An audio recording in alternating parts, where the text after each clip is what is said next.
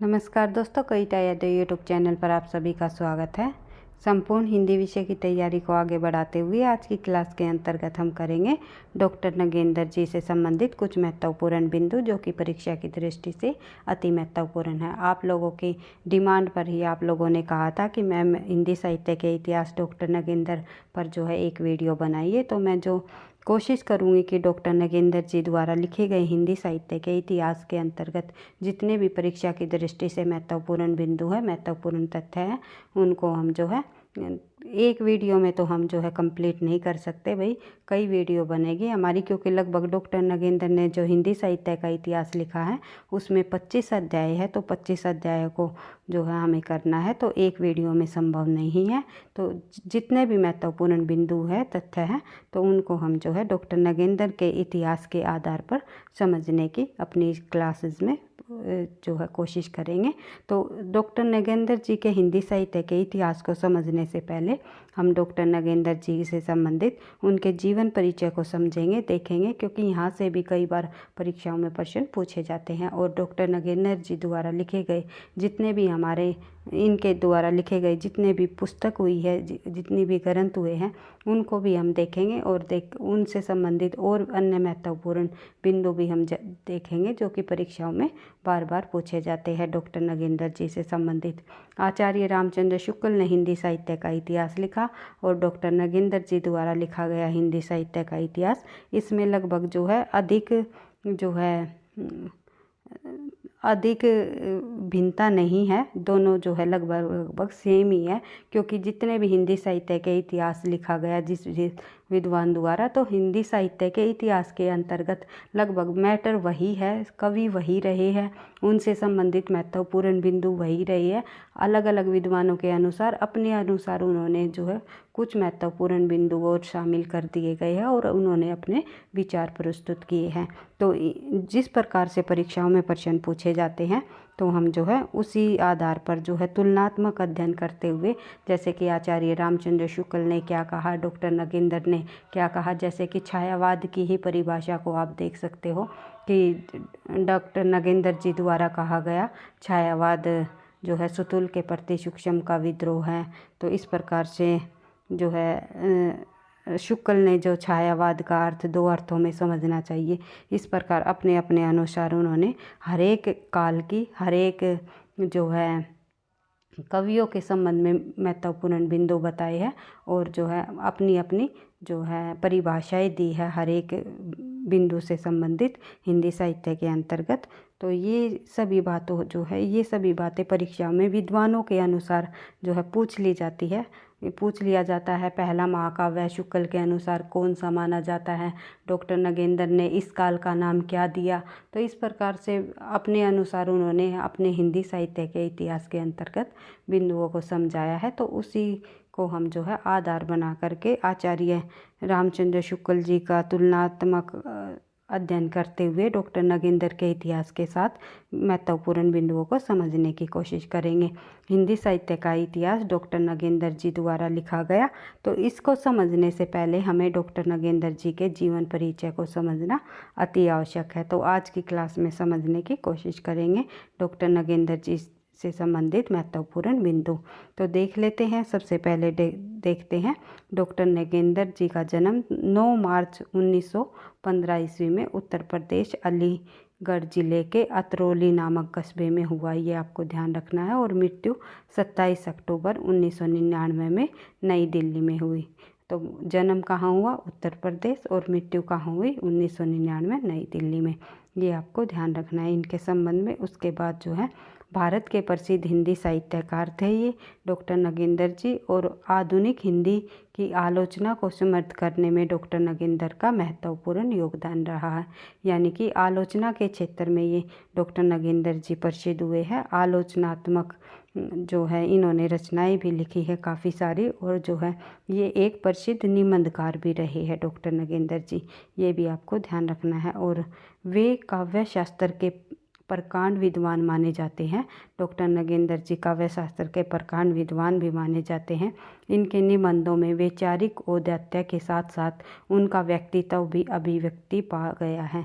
यानी कि उन्होंने जो है उनके जो निबंध है वे किस प्रकार के रहे हैं, वैचारिक और दैत्य के साथ साथ उन निबंधों में उनका व्यक्तित्व भी जो है झलकता है, ये आपको ध्यान रखना है। उसके बाद देख लेते हैं आगे। इनके निबंधों में एक सहृदय तथा भावुक निबंधकार के गुण भली भांति लक्षित होती है। तो इनके निबंधों में किस प्रकार के गुण भली भांति लक्षित होती है? सहृदय तथा भावुक निबंधकार के गुण इनमें भली भांति मिलते हैं। यानी कि डॉक्टर नगेंद्र जी हुए हैं एक ऐसे साहित्यकार हुए हैं, ऐसे लेखक हुए हैं जिन्होंने आत्मपरक शैली को अपनाया है और जो है अपनी रचनाएं लिखी हैं, जो कि सहृदय तथा भावुक प्रवृत्ति के जो है ये माने जाते हैं डॉक्टर नगेंद्र जी। डॉक्टर नगेंद्र जी का हिंदी साहित्य के क्षेत्र में प्रवेश एक कवि के रूप में हुआ है। उसके बाद देख लेते हैं आगे। इनकी प्रतिभा का विकास आलोचनात्मक निबंधकार के रूप में ही हुआ है। उसके बाद देख लेते हैं। अपनी शिक्षा के अंतर्गत डॉक्टर नगेंद्र जी ने अंग्रेजी और हिंदी विषयों में एमए किया है और इसके बाद इन्होंने हिंदी डीलिट की उपाधि भी प्राप्त की थी। डॉक्टर नगेंद्र जी दिल्ली विश्वविद्यालय से प्रोफेसर तथा हिंदी विभागाध्यक्ष के पद से सेवानिवृत्त होने के उपरांत स्वतंत्र रूप से साहित्य की साधना में संलग्न हो गए, ये भी आपको ध्यान रखना है। और उन्होंने एमरिटस प्रोफेसर के पद पर भी कार्य किया है तथा आगरा विश्वविद्यालय रीतिकाल के संदर्भ में देव का अध्ययन शीर्षक शोध प्रबंध पर शोध आगरा से उपाधि से अलंकृत हुए हैं। यानी कि डॉक्टर नगेंद्र जी ने जो पीएचडी की है तो जो है देव कवि को आधार बनाया, देव कवि पर जो है उन्होंने शोध कार्य किया है। उसके जो कि रीतिकाल के प्रमुख कवियों में शामिल है देव कवि, जो कि आचार्य की कोटि में आते हैं। तो ये कहा जाता है क्योंकि देव कवि ने जो है 33 हमारे जो संचारी भाव होते हैं तो संचारी भावों की संख्या को एक और बढ़ा दिया है, तो 34 संचारी भावों को उन्होंने माना है देव कवि ने, जो कि 34वां संचारी भाव कौन सा रहा है? छल नामक 34वां संचारी भाव दिया गया है देव कवि द्वारा, इसीलिए इन्हें जो है देव कवि को जो है आचार्य की श्रेणी में रखा गया है। तो आचार्य वही होता है जो कोई किसी ना किसी का जो है की उत्पत्ति करता है या किसी वाद का प्रवर्तक होता है, तो वही जो है आचार्य कहलाता है। तो देख लेते हैं। भारत के विभिन्न विश्वविद्यालय में डॉक्टर नगेंद्र को प्राध्यापक, लीडर तथा प्रोफेसर के पद पर नियुक्त के समय विशेषज्ञ नियुक्त किया गया, ये भी आपको ध्यान रखना है। और डॉक्टर नगेंद्र जी का लेखन कार्य को जब हम समझें तो देखते हैं कुछ बिंदु यहाँ से भी हमें जो है मददगार साबित होंगे परीक्षाओं के लिए। क्या पता किस प्रकार से परीक्षा में प्रश्नों को घुमा फिरा कर पूछ लिया जाए। तो डॉक्टर नगेंद्र ने अपनी पखर कलम के द्वारा हिंदी निबंध साहित्य की गरिमा को अद्वितीय बनाने में महत्वपूर्ण भूमिका निर्वाह की है। उनके द्वारा मेरा व्यवसाय और साहित्य सर्जन शीर्षक इस निबंध लेखक को आत्मपरक शैली का प्रतीक है। यानी कि जो डॉक्टर नगेंद्र जी द्वारा कौन कौन से निबंध लिखे गए, जो कि एक निबंध है मेरा व्यवसाय और दूसरा है साहित्य सर्जन। जो साहित्य सर्जन निबंध है इनका, इस निबंध को जो है आत्मपरक शैली का प्रतीक माना गया है। डॉक्टर नगेंद्र जी द्वारा जो रचनाएं लिखी गई, डॉक्टर नगेंद्र जी द्वारा जो लेखन शैली है वो कई प्रकार का रहा है। उन्होंने प्रश्नात्मक शैली को भी अपनाया है, आत्मपरक शैली को भी अपनाया है और जो है विचारात्मक शैली को भी इन्होंने अपनाया है। कई शैलियों को इन्होंने अपनाया है। आगे चल के हम जो है उनके द्वारा दी गई शैलियों को भी हम देखेंगे कि किन किन, क्योंकि परीक्षाओं में पूछा जाता है कि डॉक्टर नगेंद्र जी द्वारा निम्नलिखित में से कौन सी शैली डॉक्टर नगेंद्र जी से संबंधित नहीं है या किस प्रकार की शैली को इन्होंने अपनाया है। तो इस प्रकार हर एक बिंदु को आपको समझ के साथ पढ़ते हुए आगे बढ़ते हुए चलना है। तो देख लेते हैं। डॉक्टर नगेंद्र का मानना है कि अध्यापक वर्तितः व्याख्याता और विवेकशील होता है। ऊंची श्रेणी के विद्यार्थियों और अनुसंधाओं को काव्य का मर्म समझना उसका व्यावसायिक कर्तव्य कर्म है। तो ये कथन जो है कई बार परीक्षाओं में पूछा भी जाता है कि ये अध्यापक वर्तितः व्याख्याता और विवेकशील होता है। ऊंची श्रेणी के विद्यार्थियों को अनुसंधानताओं को काव्य का मर्म समझना चाहिए, उनका व्यावसायिक कर्तव्य कर्म है। तो ये कथन किसके द्वारा कहा गया है, तो आपको ध्यान रखना है डॉक्टर नगेंद्र जी का ये कथन है। और इन्होंने लिखा भी है कि अध्यापन का विशेष कर उच्च स्तर के अध्यापन का कहने का मतलब है विशेषकर उच्च स्तर के अध्यापन का साहित्य के अन्य अंगों के सर्जन से सहज संबंध न हो, परंतु आलोचना से उसका प्रत्यक्ष संबंध है। ये कथन भी पूछ लिया जाए तो डॉक्टर नगेंद्र जी का ही है। तो इन कथनों को भी आपको 1-2 बार रिवाइज कर लेना है और ध्यान से समझते हुए पढ़ते हुए चलना है। बढ़ते हैं आगे। कक्षा के मंत्र पर अध्यापक किसी साहित्यिक समस्या को लेकर स्वयं निर्णय ले सके तथा विद्यार्थी वर्ग की निर्णय शक्ति का विकास कर सके, यह निश्चय ही अध्यापक के धर्म की परिधि कहलाती है। तो ये जो है डॉक्टर नगेंद्र जी के अनुसार ऐसा माना जाता है कि कक्षा के मंत्र पर अध्यापक किसी साहित्यिक समस्या को लेकर स्वयं निर्णय ले सके तथा विद्यार्थी वर्ग की निर्णय शक्ति का विकास कर सके, यह निश्चय ही अध्यापक धर्म की परिधि कहलाती है। तो पूछा जा सकता है कि डॉक्टर नगेंद्र के अनुसार अध्यापक धर्म की परिधि निम्नलिखित में से क्या होती है, तो आपको ध्यान रखना है। उसके बाद आगे बढ़ते हैं। इन्होंने 1948 ईस्वी में रीति काव्य की भूमिका महाकवि देव विषय पर शोध उपाधि प्राप्त की है। तो 1948 ईस्वी में जो है रीति काव्य की भूमिका, जो महाकवि रीतिकाल के कवि रहे हैं देव कवि, इस विषय पर इन्हें शोध उपाधि प्राप्त की है, यानी कि PhD की डिग्री प्राप्त की है। तो उसके बाद देख लेते हैं आगे। अगला जो हमारा बिंदु है वो डॉक्टर नगेंद्र जी का जो साहित्य निबंध और आलोचना संबंधी रचनाएं हैं, देख लेते हैं कौन कौन सी रचनाएं इन्होंने लिखी है। तो देखते हैं। सबसे पहले 1938 में बात करें तो सुमित्रानंदन पंत पहली आलोचनात्मक पुस्तक मानी जाती है इनकी। उसके बाद साकेत एक अध्ययन 1939। उसके बाद 1944 में विचार और विवेचन निबंध है इनका। 1949 में आधुनिक हिंदी नाटक। 1949 में विचार और अनुभूति निबंध है इनका। 1949 में ही रीति काव्य की भूमिका। उसके बाद आगे बढ़ते हैं। काव्य कला, भारतीय काव्य शास्त्र की परंपरा, पाश्चात्य काव्य शास्त्र की परंपरा, चेतना के भी कई बार परीक्षा में पूछी जाती है, इम्पोर्टेंट है। और जितने भी ये जो रचनाएं हैं, जितने भी ये ग्रंथ हैं, ये सभी के सभी इम्पोर्टेंट है। कहीं ना कहीं पिछली परीक्षाओं में डॉक्टर नगेंद्र जी से संबंधित ये पूछे ही जाते हैं। उसके बाद जो है हिंदी उपन्यास, वीणा पाणी के कंपाउंडर में निबंध है इनका, वीणा पाणी के कंपाउंडर में। और हिंदी उपन्यास भी इनके द्वारा लिखा गया निबंध है। अर्धकथा 1988 में इनके द्वारा लिखी गई आत्मकथा है। और अर्धकथानक अगर बात आ जाए, ये बोल दिया जाए, अर्धकथानक नामक जो रचना है वो बनारसी दास जैन ने लिखी है, जो कि हिंदी की पहली आत्मकथा मानी जाती है। लेकिन डॉक्टर नगेंद्र जी की जो आत्मकथा का नाम है वो है अर्धकथा, कथानक नहीं है भाई, कथानक और कथा में आपको ध्यान रखना है। कथानक आ जाए तो बनारसी दास जैन जी की है, और अर्धकथा आ जाए तो किसकी है, डॉक्टर नगेंद्र की। इसी तरह आप लोगों को एक दूसरे से मिलते जुलते हुए बिंदुओं को बार बार रिवाइज करते हुए देखते हुए चलना है। बढ़ते हैं आगे। अगला जो 1951 में आधुनिक हिंदी कविता की मुख्य प्रवृत्तियाँ, 1955 में विचार और विश्लेषण, 1957 में अरस्तु का काव्य शास्त्र, ये भी पूछा जाता है परीक्षाओं में।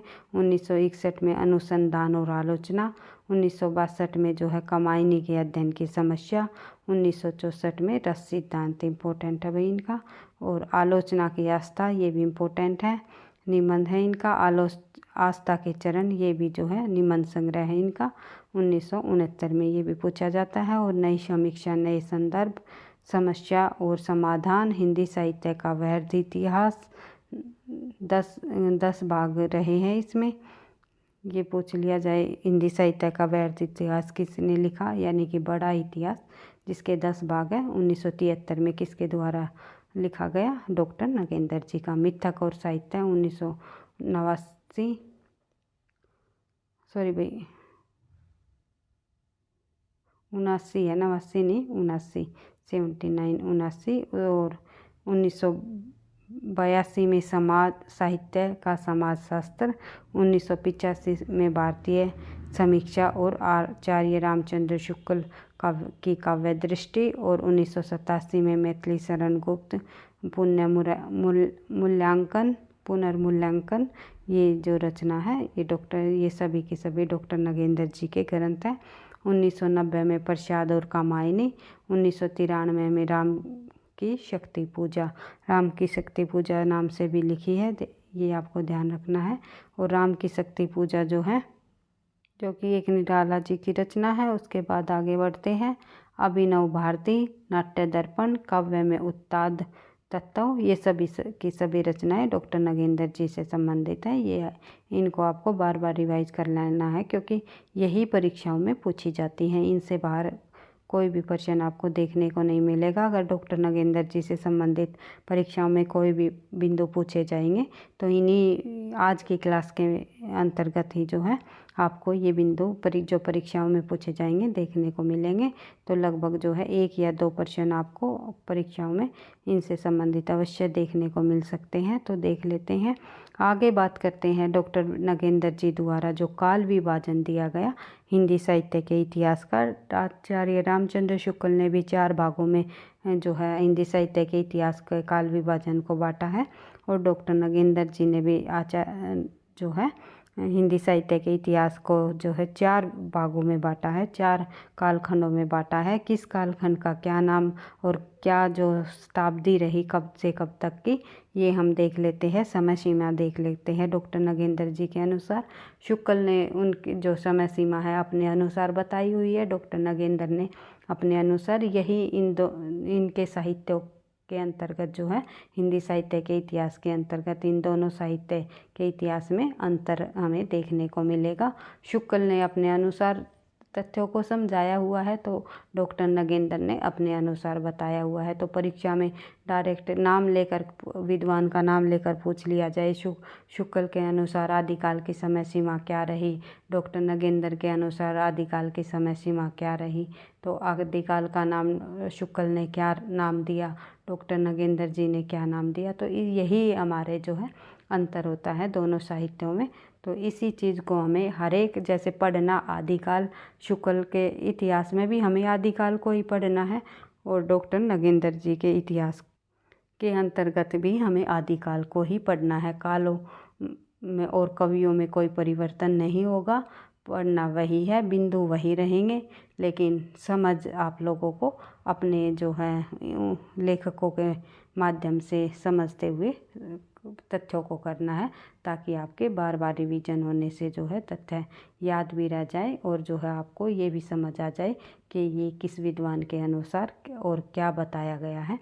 कुछ पूरा का पूरा साहित्य इतिहास तो हम नहीं पढ़ सकते भाई डॉक्टर नगेंद्र जी का, क्योंकि 800 प्लस पृष्ठ है, उसके अंतर्गत काफ़ी समय लग जाएगा। लेकिन मैं मोटे मोटे तौर पर पूरा जो साहित्य का निचोड़ है एक प्रकार से महत्वपूर्ण बिंदुओं को हिंदी साहित्य के इतिहास के डॉक्टर नगेंद्र जी के अनुसार जो है मैं आप लोगों को कराने की कोशिश करूँगी। थोड़ी लंबी मैराथन क्लास के हम रख लेंगे, और एक एक इतिहास काल एक एक अध्याय को जो है कंप्लीट करने की कोशिश करेंगे। तो लगभग 25-30 वीडियोस के अंतर्गत मैराथन क्लास के माध्यम से हम संपूर्ण हिंदी साहित्य के इतिहास को डॉक्टर नगेंद्र जी के अनुसार समझने की कोशिश करेंगे। अगर आप चाहते हो इस प्रकार की वीडियो तो प्लीज़ आप जो है कमेंट बॉक्स में सजेशन दे करके बताइए। जी मैम, हम जो है जो डॉक्टर नगेंद्र जी द्वारा हिंदी साहित्य के इतिहास के अंतर्गत जितने भी महत्वपूर्ण बिंदु है आप जो है क्लास में आप लंबी लंबी क्लास लेकर के सभी अध्यायों को एक एक अध्यायों को एक साथ जो है कंप्लीट करने की जो है कराने की आप कोशिश करो। तो मैं ज़रूर इस पर जो है वीडियोस बनाने की आगे कोशिश करूँगी, लेकिन आप लोगों के कमेंट के आधार पर। तो मुझे आप लोगों का साथ और कमेंट मैं बताए हुए सजेशन की बहुत भाई आवश्यकता भी है, ताकि मुझे भी समझ आ जाए कि मुझे किस प्रकार से आप लोगों के लिए क्लास लेकर के आनी है। तो आप जो है कमेंट बॉक्स में बता सकते हो। और वीडियो पसंद आती है तो भैया आप लाइक और शेयर भी अवश्य किया करो, क्योंकि आपके लाइक और शेयर से मुझे नेक्स्ट क्लास बनाने का मोटिवेशन भी मिलेगा। तो सभी परीक्षाओं के लिए जो है ये मददगार साबित होगी। जिस भी परीक्षा में हिंदी साहित्य और हिंदी साहित्य से संबंधित प्रश्न पूछे जाते हैं, तो शुक्ल जी का इतिहास हो या डॉक्टर नगेंद्र जी का इतिहास हो, उन इतिहास ग्रंथ से महत्वपूर्ण बिंदुओं से परीक्षाओं में हमें प्रश्न देखने को अवश्य मिलते हैं, चाहे नेट की परीक्षा हो या टीजीटी पीजीटी परीक्षाएं हो। तो देख लेते हैं डॉक्टर नगेंद्र जी का काल विभाजन हम देखते हैं। तो इनके द्वारा भी संपूर्ण हिंदी साहित्य इतिहास को 4 कालखंडों में बांटा गया है। आधुनिक काल को भी 4 उपभागों में बांटा गया है। तो देख लेते हैं। सबसे पहले डॉक्टर नगेंद्र जी के इतिहास के कालखंड का सबसे पहला नाम है आदिकाल, जिसका समय सीमा रहा है डॉक्टर नगेंद्र जी के अनुसार 7वीं शताब्दी के मध्य से 14वीं शताब्दी के मध्य तक। उसके बाद जो है भक्ति काल की समय सीमा मानी है डॉक्टर नगेंद्र जी ने 14वीं शताब्दी के मध्य से 17वीं शताब्दी के मध्य तक। उसके बाद जो है रीतिकाल की समय सीमा मानी है डॉक्टर नगेंद्र जी ने 17वीं शताब्दी के मध्य से 19वीं शताब्दी के मध्य तक। इसी प्रकार जो है आधुनिक काल की समय सीमा मानी है डॉक्टर नगेंद्र ने 19वीं शताब्दी के मध्य से जो है अब तक। और इसी प्रकार जो है आचार्य रामचंद्र शुक्ल ने आदिकाल की समय सीमा आपको पता ही है 1050 से 1375 विक्रमी संवत, भक्ति काल की जो है 1375 विक्रमी संवत से लेकर 1700 विक्रमी संवत, फिर 1700 विक्रमी संवत से लेकर 1900 विक्रमी संवत रीतिकाल की समय सीमा शुक्ल ने मानी है। और आधुनिक काल की 1900 से लेकर के 1900 अब तक की जो समय सीमा जो है शुक्ल द्वारा मानी गई है। तो ये आपको ध्यान रखना है। और डॉक्टर नगेंद्र जी द्वारा जो है शताब्दियों में इस प्रकार से मानी गई है, ये आपको ध्यान रखना है। इसी प्रकार जो है मैं आप लोगों को मैंने बताया ही है, तथ्य वही है, चीज़ें वही बढ़नी है, लेकिन सन अपने अनुसार बताए है। और कवियों से संबंधित जो रचनाएं है, किस कवि की कौन सी पहली रचना, शुक्ल ने किस रचना को पहली माना है, डॉक्टर नगेंद्र ने किस रचना को पहली माना है, या फिर जैसे कि रीतिकाल का प्रवर्तक शुक्ल ने जैसे चिंतामणि को माना है, तो डॉक्टर नगेंद्र या फिर सर्वमान्य तौर पर केशवदास को माना जाता है। इस प्रकार के तुलना हमें देखने को मिलेगी दोनों साहित्य इतिहास के अंतर्गत। वो हम जो है साथ साथ जब हिंदी साहित्य के इतिहास को जब पढ़ेंगे समझेंगे, तो हम जो है साथ साथ बिंदुओं को समझते हुए आगे बढ़ेंगे। तो आगे बढ़ लेते हैं। डॉक्टर नगेंद्र जी के अनुसार आधुनिक काल की समय सीमा को भी इन्होंने 4 भागों में बांटा हुआ है। जैसे कि सबसे पहले पुनर्जागरण काल, जिसे भारतेंदु काल कहा गया है, जिसकी समय सीमा 1857 से 1900 तक की मानी गई है। ये पूछा जाता है डॉक्टर नगेंद्र जी के अनुसार जो भारतेंदु काल की समय सीमा क्या मानी जाती है, तो 1857 से 1900 ईस्वी तक। और भारतेंदु काल को डॉक्टर नगेंद्र ने क्या नाम दिया है, तो पुनर्जागरण काल। भारतेंदु काल को जो है और अन्य किस नाम से भी जाना जाता है, तो पुनर्जागरण काल। ये आपको इस तरह याद रखना है। फिर दूसरे नंबर पर देखते हैं जागरण सुधार काल। जागरण सुधार काल जो है द्विवेदी काल 1900 से लेकर 1918 तक का काल माना है। उसके बाद छायावाद काल। छायावाद काल 1918 से लेकर 1938 तक के काल को छायावाद काल कहा है। छायावाद काल के अंतर्गत भी 2 भाग हमें देखने को मिलेंगे, जैसे कि प्रगतिवाद काल और प्रयोगवाद काल 1938 से लेकर 1953 तक। 1900 जो है 36 से 43 तक का समय जो है प्रगतिवाद का युग माना गया है, और जो है 1943 से 53 तक का जो है ये प्रयोगवाद का युग माना गया है। उसके बाद जो है नवलेखन काल 1953 से अब तक। इस प्रकार से डॉक्टर नगेंद्र ने हिंदी साहित्य के इतिहास कालखंड को अलग अलग समय सीमाओं के आधार पर बांटा है। उसके बाद डॉक्टर नगेंद्र जी से संबंधित कुछ और अन्य महत्वपूर्ण बिंदु देख लेते हैं जो कि परीक्षा की दृष्टि से अति महत्वपूर्ण है। इनका जो साहित्यिक जीवन कवि के रूप में आरंभ होता है 1937 ईस्वी में उनका पहला काव्य संग्रह वनबाला प्रकाशित हुआ। ये पूछा जाता है डॉक्टर नगेंद्र जी का पहला काव्य संग्रह कौन सा है, तो ध्यान रखना है वनबाला। और जो है कब प्रकाशित हुआ 1937 ईस्वी में। उसके बाद और यहीं से जो है इनका साहित्यिक जीवन भी प्रारंभ होता है। और डॉक्टर नगेंद्र जी जो है किस प्रकार के कवि रहे हैं या किस प्रकार के आलोचक रहे हैं, तो डॉक्टर नगेंद्र जी एक रसवादी आलोचक रहे हैं। इन्होंने फायार्ड के मनोविश्लेषण शास्त्र के आधार पर नाटक और नाटककारों की आलोचनाएं भी लिखी हैं। और डॉक्टर नगेंद्र के निबंधों की भाषा शुद्ध, परिष्कृत, परिमार्जित, व्याकरण समझ तथा साहित्यिक खड़ी बोली है। डॉक्टर नगेंद्र जी दिल्ली विश्वविद्यालय से प्रोफेसर हिंदी विभाग अध्यक्ष के पद से सेवानिवृत्त होने के उपरांत स्वतंत्र रूप से साहित्य साधना में संलग्न हो गए। उसके बाद ये आगरा विश्वविद्यालय से रीतिकाल के संदर्भ में देव का अध्ययन इन्होंने किया और इस पर ही इन्होंने अपना शोध कार्य भी किया है। डॉक्टर नगेंद्र का मानना है कि अध्यापक वृत्तितः व्याख्याता और विवेकशील होता है। उच्च श्रेणी के विद्यार्थियों और अनुसंधाताओं को काव्य का क्रम समझना और उसका व्यावसायिक कर्तव्य व कर्म है। उन्होंने लिखा भी है कि अध्यापन का विशेषकर उच्च स्तर के अध्यापन का साहित्य के अन्य अंगों के सर्जन से सहज संबंध न हो, परंतु आलोचना से उसका प्रत्यक्ष संबंध है। डॉक्टर नगेंद्र की जो निबंध लेखन की शैली में भावों व विचारों को अभिव्यक्ति प्रदान करने को जो अद्भुत क्षमता लक्षित होती है, उनकी लेखन शैली अंग्रेजी साहित्य से प्रभावित रही है। इसका कारण यह है कि वह अंग्रेजी साहित्य से संपूर्णतः प्रभावित और जो है प्रेरित होकर हिंदी साहित्य की साधना के मार्ग पर चले। उनके निबंध साहित्य में निम्नलिखित शैलियों का व्यवहार सम्यक रूपे लक्षित होता है, यानी कि जो निम्नलिखित शैलियों को डॉक्टर नगेंद्र जी ने अपनाया है, जैसे कि विचारात्मक शैली को इन्होंने अपनाया, प्रश्नोत्तर शैली को इन्होंने अपनाया, प्रसादात्मक शैली को अपनाया, गोष्ठी शैली को अपनाया, पत्रात्मक शैली को भी इन्होंने अपनाया है और साथ ही जो है आत्मपरक शैली को भी इन्होंने जो है अपनाया है डॉक्टर नगेंद्र जी ने। तो ये पूछी जाती हैं इनसे संबंधित शैलियाँ और जो डॉक्टर नगेंद्र जी से संबंधित विशेष तथ्य भी देख लिए हमने, इनकी द्वारा लिखे गए ग्रंथ भी देख लिए, साथ ही इनका जीवन परिचय भी हमने समझ लिया। तो डॉक्टर नगेंद्र जी के इतिहास को समझने से पहले डॉक्टर नगेंद्र जी से के जीवन परिचय को समझना परीक्षा की दृष्टि से अति आवश्यक था। तो आज की क्लास में हमने कर लिया है। तो नेक्स्ट क्लास में हम जो है मैं आप लोगों के कमेंट का इंतज़ार करूँगी, किस प्रकार से हमें जो है क्लास आगे बढ़ानी चाहिए।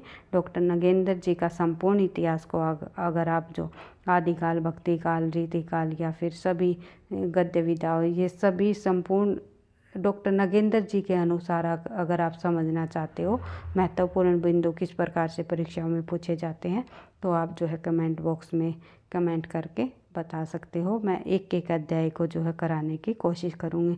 जो है लगभग एक अध्याय कंप्लीट ना कर पाए तो हम एक अध्याय को 2 वीडियो में जो है कराने की करने की कोशिश करेंगे। तो इस प्रकार से जो कुछ ही वीडियोज़ में जो है मैराथन क्लास के माध्यम से हम डॉक्टर नगेंद्र जी के हिंदी साहित्य के संपूर्ण इतिहास को समझने की कोशिश करेंगे। तो वीडियो पसंद आई तो आप लोग लाइक करना, दोस्तों के साथ शेयर करना, चैनल पर पहली बार हो तो सब्सक्राइब कर लेना ताकि नोटिफिकेशन आपको समय पर मिलता रहे। पढ़ते रहना, आगे बढ़ते रहना। थैंक यू, धन्यवाद।